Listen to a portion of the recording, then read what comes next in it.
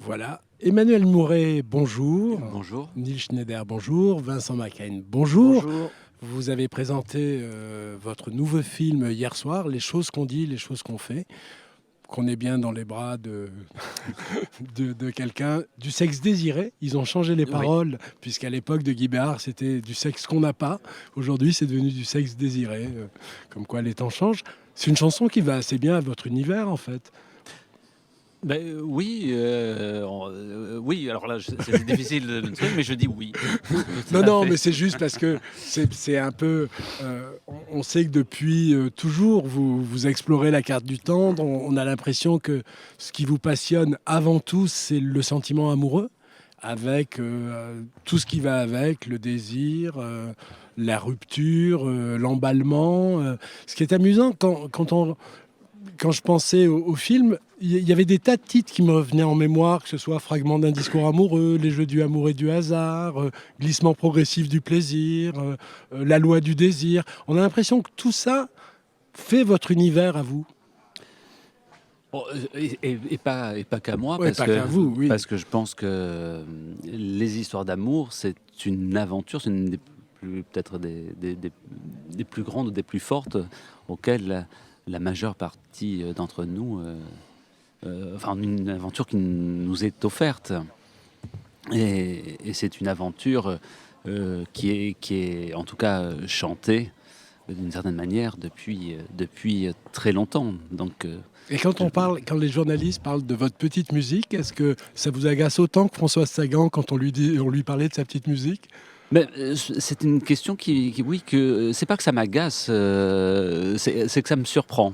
C'est que Pourquoi? parce que je m'en rends pas compte, tout simplement. On ne sait pas trop ce qu'on est. Quand on fait les choses. Je ne suis pas concentré à faire une petite musique en particulier ou comme on dit, ou à créer un univers. J'essaye de. En fait, il est en vous et vous l'exprimez simplement, sans que ce soit calculé forcément, ni. Tout à fait, tout à fait. Je pense que chez les cinéastes, comme chez les interprètes, une grande partie des choses nous échappent. On cite souvent, enfin, on a longtemps cité comme référence à vos films Éric Romer, et moi, j'ai plutôt tendance à citer François Truffaut, Ben, ne c'est serait-ce que pour le soin de la forme, que pour même les constructions, tout ça. Oh, enfin, c'est très justement dit, d'autant plus dans ce qui me touche tout particulièrement chez Truffaut, c'est ce goût du romanesque. Et je pense que même l'utilisation que je fais de la musique, elle vient de cette admiration que j'ai pour les films de François Truffaut et de cette admiration que Truffaut aussi avait également pour Hitchcock. Je fais des films, voilà, c'est pas des histoires policières, mais j'essaie de construire mes films comme des polars. Alors c'est pour ça que je me dis que ça ressemble à des polars sentimentaux. Et la présence d'Hitchcock est très grande. Alors, et c'est pour ça que celle de Truffaut également. Si vous pensez à Hitchcock, c'est parce que vous pensez que le sentiment amoureux, c'est le plus grand suspense d'aujourd'hui. Mais bien sûr, à partir du moment où il y a du désir, eh ben, il y a une attente. Et il y a toutes nos projections, nous, en tant que spectateurs. Donc c'est pour ça que c'est un sujet qui a intéressé autant de cinéastes et d'auteurs. Vincent, qu'est-ce qui vous a séduit quand Emmanuel Mouret vous a parlé de son nouveau projet, Les choses qu'on dit, les choses qu'on fait? Déjà d'une part, c'est Emmanuel Mouret en fait. Enfin, qu'on puisse travailler ensemble. Euh, et puis après, je trouve que le film, enfin, ce film-là, en l'occurrence, il est très beau. Il est, je trouve que c'est comme une sorte de tragédie joyeuse en fait, parce qu'il y a c'est un film qui est sur la tendresse de l'amour et qui embrasse tous nos paradoxes. Et, euh, et je trouvais ça très beau en fait, l'idée d'avoir ces deux personnages que jouent Neil Schneider et Camilla Jordana. J'en parlais encore, mais de raconter deux personnes qui peuvent tomber amoureuses l'une de l'autre en se parlant, en se racontant. Et en fait, le film il est construit comme des poupées russes. En fait, on va de plus en plus dans leur intimité, dans leur histoire. À chaque fois qu'ils racontent leurs problématiques, on peut voir un peu un bout de leur histoire personnelle, et puis ça construit comme ça une sorte de géographie, de cartographie Des sentiments. de leur vie, et puis ça fait naître d'autres personnages, quoi. Niels, quand il vous a parlé du personnage, qu'est-ce qui vous a touché dans ce qu'il vous disait, Emmanuel Mouret, sur ce personnage-là? Plusieurs choses. Moi, ce qui m'a touché, c'est aussi sur l'imprévu de l'amour. C'est que l'amour peut surgir au moment où on s'y attend le moins, où on n'y croit plus. Euh, et puis, c'est un personnage qui... il n'y a aucun bourreau ni aucune victime, en fait, dans tous ces personnages, alors que la majorité des films qu'on voit en ce moment, quoi, c'est de plus en plus, je trouve, manichéen, où il faut qu'on identifie vraiment le bourreau, et là, je trouve qu'il y en a pas, ils sont tous à la fois bourreaux et victimes. Et, euh, et oui, je trouve que le regard sur tous ces personnages sont vraiment très, très beaux, quoi. Ça forme comme une sorte de mosaïque de l'amour où il y a tous les faux semblants, où à chaque fois qu'on croit toucher quelque chose, saisir ce que c'est que l'amour, bah, ça, ça nous glisse entre les doigts, et puis ça se révèle être autre chose, quoi. On a le sentiment que les textes, enfin c'est pas le sentiment, c'est vraiment une impression très forte, que les textes d'Emmanuel sont très très écrits. J'imagine qu'il n'y a pas grande place à l'improvisation. Est-ce que et les acteurs et le metteur en scène, est-ce que Ça, c'est toujours une question qui je trouve qu'on a une idée un peu trop préconçue de l'improvisation, parce que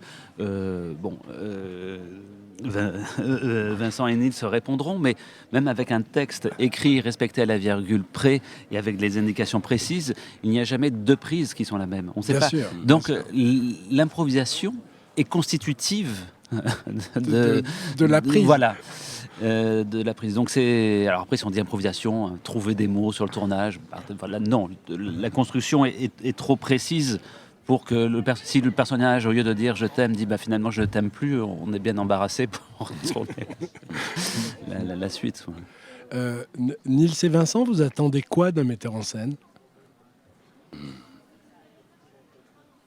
J'attends qu'il aille au bout de son intention de départ, quoi, de ce qu'il a voulu faire au début, quand il était seul dans sa chambre, en train d'imaginer cette histoire, et en même temps qu'il laisse parfois aussi certaines fenêtres ouvertes, quoi, qu'il laisse aussi certaines choses advenir qu'il avait pas prévues. Vincent? Ouais, c'est pas facile. Je pense, non, j'attends qu'il rêve, et puis qu'il m'emmène et qu'il emmène toute son équipe comme ça dans un voyage, quoi, comme si on prenait un bateau et puis on s'en va avec lui. Mais, et de bien aimer le voyage.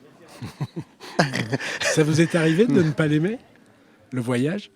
Non, je pas de vrais souvenirs de. Non, j'ai pas de souvenirs au cinéma. Au théâtre, ça a pu m'arriver. Théâtre. Emmanuel, on sent que vous aimez énormément les acteurs.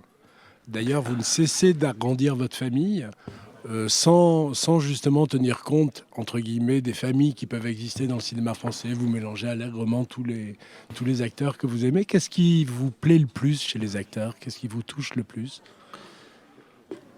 Eh bien, Et chez les actrices, pardon. Non, c'est qu'en fait, un scénario, c'est des phrases de dialogue et des actions principales. Et ce qui est le moment un peu magique et merveilleux, c'est ce moment finalement de l'incarnation. Parce que ce sont juste des mots griffonnés. Alors on a des idées, mais les personnages n'existent pas. Il n'y a pas de préexistence aux personnages. Et donc cette idée, voilà, simplement que l'acteur l'incarne, c'est quelque chose qui est très très excitante à voir. Mais comment vous composez le casting, par exemple, le casting des choses qu'on dit, des choses qu'on fait vous avez pensé à certains d'entre eux au moment de l'écriture? C'est après en vous disant qui irait bien avec qui? Ou au contraire, ça serait surprenant de mettre un tel avec une telle? Non, mais justement, la composition d'une distribution, c'est une histoire en soi. Bien sûr. Il y a plein de films qui se font avec des comédiens qui sont libres, des comédiens qui ne le sont pas.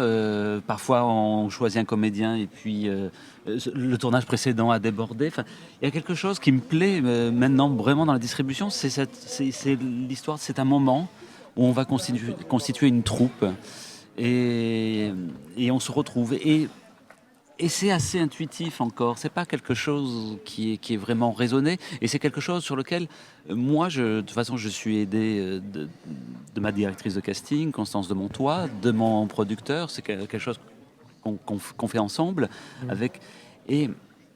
Mais sur lequel il y a ce plaisir de faire des lectures, de rencontrer et d'être surpris. Et donc, je n'avais, en commençant ce film, absolument aucune idée qui préexistait concernant la distribution. Et après, c'est comme un puzzle qu'on organise, c'est ça? Pour vos films, enfin pour ce film-là, où il y a quand même 5-6 acteurs. Alors, le puzzle voudrait dire que les pièces existent déjà. C'est en choisissant les comédiens avec lesquels on va travailler, apparaît un film. Ça veut dire qu'il y a autant de films possibles que de comédiens possibles. Et c'est ça qui est vertigineux. Donc, c'est une phase d'écriture du film. Le film s'écrit au moment où on choisit. Je ne sais pas si c'est pour toi pareil et tout ça. Il y a quelque chose qui se dessine à ce moment-là et qui est aussi lié aux circonstances, aux rencontres, aux moments. Donc, moi j'aime bien cette idée qu'on fait des films aussi pour voir le film qui va apparaître. Et le film se dessine en se faisant, contrairement à ce que pensent beaucoup de gens du grand public, que le réalisateur a son film dans sa tête, qu'il a tout prévu, tout décidé. Non, c'est pas vrai, parce qu'on ne peut pas avoir son film dans sa tête. C'est une opération cérébrale qui est absolument impossible. Et quand vous êtes arrivé au bout de ce dernier film, qu'est-ce qui vous a le plus surpris en le regardant complètement terminé par rapport à l'idée que vous en faisiez au début? Ce qui m'a le plus surpris, c'est que ça marche, en fait. Non, mais c'est tout bête. C'est que pendant tout le tournage, on a tourné. Bon, il y a beaucoup d'histoires dans des histoires, de parenthèses, de flashbacks, et on tourne par petits morceaux. Donc pendant le tournage, on dit mais qu'est-ce qu'on est en train de faire? Qu'est-ce que c'est? Il y a quelque chose d'assez angoissant aussi dans le tournage, parce que on n'a pas cette vision générale. Et puis on commence le montage, et puis d'un coup, il y a un jour au montage où on arrive à revoir, et puis d'un coup on se dit ah mais oui, il y a quelque chose qui apparaît. Donc Nils, vous avez quasiment enchaîné Sympathie, enfin pas enchaîné, mais votre film précédent c'était Sympathie pour le diable, où l'univers est vraiment très très très différent, puisque vous jouez un reporter de guerre vraiment au front. Est-ce que ça fait partie de votre plaisir d'acteur, tout d'un coup, de passer d'un univers totalement enflammé à celui d'Emmanuel, où tout est plutôt en retenue, en délicatesse? Ah oui, j'aime des choses très différentes.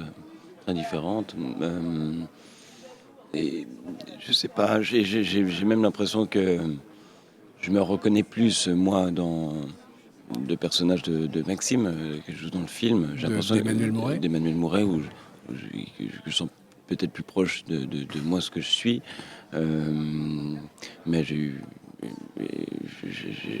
Sympathie pour le diable, ça a été vraiment génial à jouer, quoi. Vraiment, même si le personnage est extrêmement loin de moi. Justement, c'est peut-être parce qu'il était très loin de vous que c'était aussi excitant à jouer. Oui, moi je trouvais le personnage totalement fascinant, quoi. Mais oui, j'aime des choses qui sont très très différentes, et c'est possible d'aimer des choses qui sont. Il n'y a rien de contradictoire là-dedans, quoi. Ouais. Vincent, c'est un peu l'automne Vincent McCain. On va vous voir dans plusieurs films. J'ai pas compris, j'ai appelé l'automne de Vincent McCain au sens le début de la fin. Quoi. Genre, c'est un peu votre automne. Non, vous en êtes vous en êtes au printemps. Vous en êtes au printemps de votre carrière, mais l'automne 2020, c'est un peu votre automne, puisque vous avez 3 ou 4 films qui vont sortir dans la foulée. Oui. Et Ça vous fait quoi tout d'un coup, enfin, de ressentir que... Trois films. Trois films, ouais. J'en ai pas. Genre... Vous avez le film de Laurent Lafitte, L'origine du monde, Voilà. et le film d'Elie Wajman qui s'appelle Le médecin de nuit, Voilà. qui est également présenté à... Ouais, qui est présenté, je crois que c'est demain soir. Voilà, demain soir. Également dans la section Les Flamboyants, comme le film d'Emmanuel Mouret. Oui. Justement, ça vous amuse tout d'un coup cette surexposition? Vous vous demandez comment on la gère? Non, mais je sais pas, je me sens pas surexposé là pour l'instant. Je reviens. Bon, d'accord. Mais non, mais je trouve que c'est des films qui sont très très différents et je suis très très fier des trois films. Donc je suis très heureux. Voilà.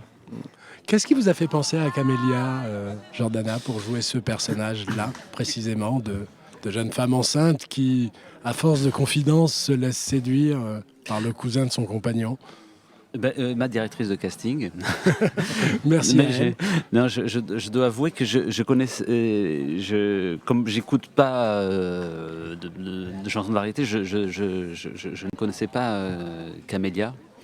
Et quand j'ai rencontré Camélia pour une lecture, voilà, j'étais aussitôt absolument conquis. Et c'est après que je me suis intéressé à la personne. Et que j'ai découvert une personne extrêmement douée, parce que même je me suis pas de suite même aperçu de sa personnalité. Même quand elle est venue pour une lecture, c'était déjà le personnage. Donc, et même là, l'interprétation qu'on vient d'entendre des mots bleus, j'étais surpris parce que je ne reconnaissais pas sa voix aussi. Et je me dis, elle est assez impressionnante justement dans ce côté... justement, tout ce qu'elle peut jouer et se transformer. Non, c'était, elle est, enfin, en tout cas, je suis très, très, très heureux d'avoir travaillé avec elle. Elle est, c'est quelqu'un qui aime jouer pour le coup, et on le voit là, peut-être en écoutant cette chanson. C'est un personnage qui est beaucoup plus en retenue que ce qu'on connaît d'elle. Oui. Que c'est un personnage en délicatesse, en pudeur, un personnage très très très sentimental, et pas que. Et ce que j'ai beaucoup apprécié, c'est qu'elle est pleine d'idées. Ça veut dire que pour la moindre réplique, elle propose, je ne sais pas comment, mais c'est comme, voilà, elle a plein de notes. Si on peut faire un parallèle avec la musique. Et c'est très, très vivant, très sensible et très vivant. Bien, le film sort le 16 septembre. Voilà. Exactement. Et j'encourage tout le monde à y aller. C'est un merveilleux film. La presse est très très favorable au film. On dit que c'est votre film le plus brillant, le plus profond, le plus abouti. Vous vous reconnaissez là-dedans? Là, je me dis que j'ai de la chance. Je me dis que j'ai beaucoup de chance. Bien, merci beaucoup.